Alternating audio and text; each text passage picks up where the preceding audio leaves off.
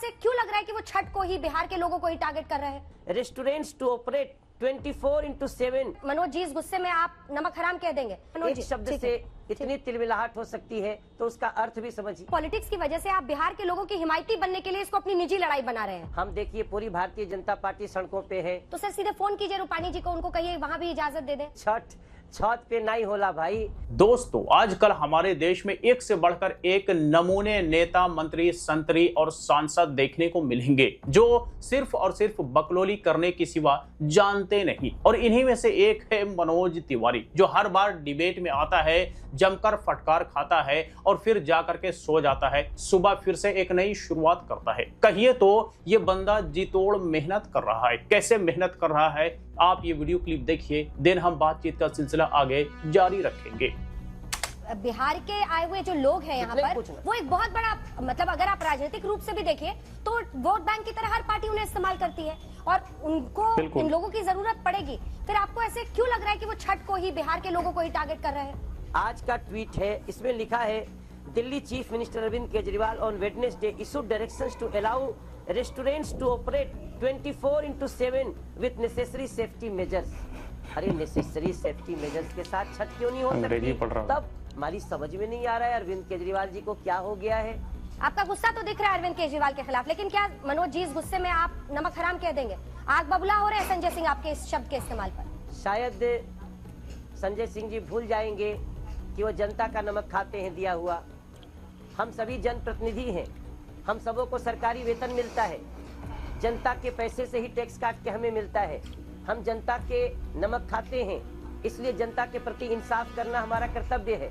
लेकिन पॉलिटिक्स में कहीं ऐसा तो नहीं मनोज जी, शब्द से इतनी तिलमिलाहट हो सकती है तो उसका अर्थ भी समझिए। मनोज जी, ऐसा कहा जाएगा कि पॉलिटिक्स की वजह से आप बिहार के लोगों की हिमायती बनने के लिए इसको अपनी निजी लड़ाई बना रहे हैं। वरना आप देखिए ना, बाकी लोग इस तरह से मुखर होकर तो नहीं बोल रहे। आप, रवि किशन, कुल मिलाकर जो 2-4 पूर्वांचली हैं वो मिलकर बोल रहे हैं। तो निजी तौर पर आपने एकदम बिहार के लोगों की हिमायती बनने के लिए लड़ाई खेली हुई है। नजर अगले चुनाव पर है। हम देखिए पूरी भारतीय जनता पार्टी सड़कों पे है और इन्होंने एक एग्जाम्पल दिया कि देखो मुंबई में भी बैन है। एक आखिरी सवाल, अरविंद केजरीवाल को तो आप टीवी के जरिए, आज तक के जरिए रिक्वेस्ट कर रहे हैं। थैंक यू अंजना जी। विजय रूपाणी जी, एक आखिरी सवाल है, विजय रूपाणी और खट्टर जी से आपकी बात होती है कि नहीं? क्योंकि मुंबई में भी सार्वजनिक जगहों पर, समुद्र किनारे, तालाब किनारे छठ मनाने पर रोक लगाई गई है सार्वजनिक रूप से। ऐसे ही अहमदाबाद, सूरत, पंचकुला, इन जगहों पर भी है। तो सर सीधे फोन कीजिए रूपाणी जी को, उनको कहिए वहाँ भी इजाजत दे दें। बीजेपी शासित राज्य है। छठ करने पे अंजना जी कहीं भी रोक नहीं लगी है, सिर्फ रोक सांस्कृतिक कार्यक्रमों पे है और बड़ी संख्या न जुटने पे है। बाकी छठ सबको पता है कि छठ पे नहीं होला भाई।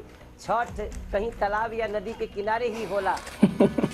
तो दोस्तों, ये आपने देखा सुना मनोज तिवारी उर्फ रिंकिया के पापा को, जिन्होंने दिल्ली के सीएम अरविंद केजरीवाल जी को नमक हराम इन्होंने कहा था और उसी पर यह डिबेट था। और इस पर जब सवाल पूछा गया तो इसका तर्क आपने सुना कि भाई हमने चूंकि जनता का नमक खाया है इसलिए हम नमक हराम उसे कह रहे हैं। तो भाई इस लॉजिक से तो हम मोदी जी को भी नमक हराम कर सकते हैं, लेकिन ये कहेंगे नहीं।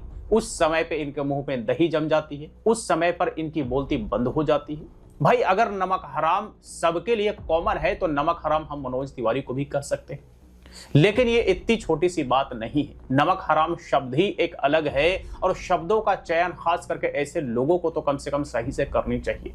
लेकिन जाहिर सी बात है कि संस्कार, जिसके अंदर संस्कार होगा, जो बंदा पढ़ा लिखा होगा, जो समझदार होगा, उसे बाखूबी पता होता है कि कहां पे किस शब्द का इस्तेमाल किया जाना चाहिए। लेकिन चूंकि ये मनोज तिवारी ये सिर्फ पहली बार नमक हराम जैसे शब्द का इस्तेमाल नहीं कर रहे, बल्कि कई बार अलग अलग तरह के अपशब्दों का इस्तेमाल दिल्ली के सीएम के बारे में ये कर चुके हैं। यहां तक के नपुंसक तक ये बंदा दिल्ली के सीएम को बता चुका है। मतलब आप इससे अंदाजा लगा सकते हैं कि जाहिलपना का लेवल कितना नीचे जा चुका है, या कहिए तो जाहिलपना कूट कूट करके भरा हुआ है। ऐसे ही हम नहीं कहते कि भाई ये रिंकिया के पापा अच्छा खासा लोगों का मनोरंजन कर सकता है, अच्छा खासा लोगों का एंटरटेनमेंट कर सकता है, लेकिन ये देश नहीं चला सकता, ये बात नहीं कर सकता, ये डिबेट नहीं कर सकता, इन सारी चीजों को करने के लिए ये सक्षम नहीं है, इसके अंदर काबिलियत नहीं है। ये नाच गाना, लोगों का मनोरंजन करना, लोगों को एंटरटेन करने के लिए बहुत अच्छी बात है और इस बंदे ने बाखूबी पास्ट में किया भी, लेकिन एक राजनेता बनना, देश को चलाना, देश के लोगों की बात करना और किस तरह से अपने कलीग नेताओं से बातचीत की जाती है, यह सारा व्यवहार सीखना एक बहुत बड़ी बात होती है। लेकिन यह बंदा चूंकि उस तालाब में जा गिरा है जहां की सारी मछली गंदी है, तो यह बंदा भी उसी तरह से गंदा हो चुका है। तो ये है लेवल हमारे देश के सांसदों का, जिसका भाषा का स्तर आप यहाँ पर देख सकते हैं। और जब अंजना ओम कश्यप ने कुछ सवाल यहाँ पर इनसे पूछ लिए तो किस तरह से इनके हलक सूखने लग गए, जुबान लड़खड़ाने लग गया। तो चलिए आज तक के लिए इतना ही। रिंकिया के पापा उर्फ इस मनोज तिवारी के लिए 2 शब्द तो बनते ही बनते हैं, कमेंट बॉक्स में लिख करके जरूर बताएं। फिर मुलाकात होती है किसी नए वीडियो के साथ, तब तक के लिए बाय बाय। मेरा ये चैनल सब्सक्राइब करें और मेरे हर अपडेट आपको मिले, इसके लिए बेल आइकन जरूर दबाइएगा।